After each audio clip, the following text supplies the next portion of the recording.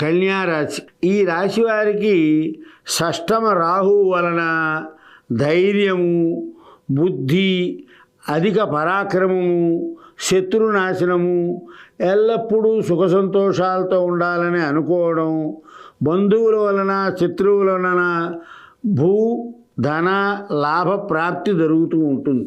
అయితే ఉమ్మడి కుటుంబంలో ఉన్నవారు విడిపోయే పరిస్థితి ఏర్పడుతుంది. అలాగే ఉమ్మడి వ్యాపారంలో ఉన్నవారు కూడా విడిపోతారు. మనశ్శాంతి లేకపోవడం, దాని వలన పాత వ్యాధి బయటపడడం, తలనొప్పి ఎక్కువగా ఉంటుంది. ఆదాయానికి మించిన ఖర్చు అయినప్పటికీ కూడా సమయానికి డబ్బు చేతికి అందుతుంది. మోకాళ్ళ నొప్పులు ఎక్కువ అవుతాయి.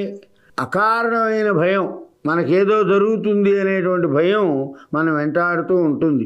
దానికి గురుభక్తి, ఇష్టదేవత ప్రార్థన చేస్తే అకారణ భయం తొలగుతుంది. అయితే కులాచార ప్రవర్తనను వదలరాదు. దశమ గురువు కారణంగా ద్రవ్య వ్యయం, అనవసరమైన బంధువుల ద్వారా విరోధం, దూషణ వాక్యాలు పలకడం, అసంతృప్తి, కోపం ఎక్కువగా ఉంటాయి. అయితే బుధుడు మూలంగా ద్రవ్యలాభం, మనోల్లాసం, బంధుమిత్రులతో మైత్రి, అంతేకాకుండా కీర్తి, నష్ట వస్తువులు మళ్ళీ ప్రాప్తిస్తాయి మనకి. కులాచార ప్రవర్తన, ఇంట్లో ఉత్సవాలు జరపడం, ఇవన్నీ ప్రతిదినం దైవ దర్శనం చేస్తే ఇవన్నీ కూడా మంచిగా జరుగుతుంది.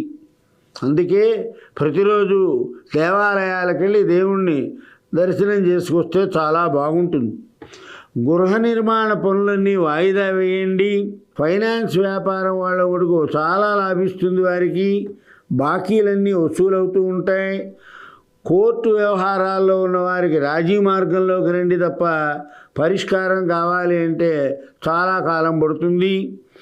శుభపుణ్య కార్యక్రమాల్లో పాల్గొని ఆనందం, దాని ద్వారా సంతోషము, ఖర్చు కూడా ఎక్కువ అవుతుంది.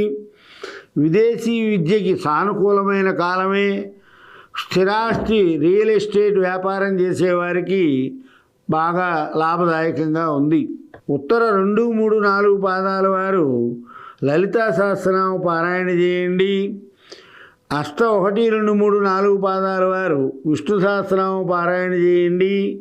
చిత్త 1, 2 పాదాల వారు నవగ్రహ స్తోత్రాలు పారాయణ చేస్తే అంతా మంచే జరుగుతుంది.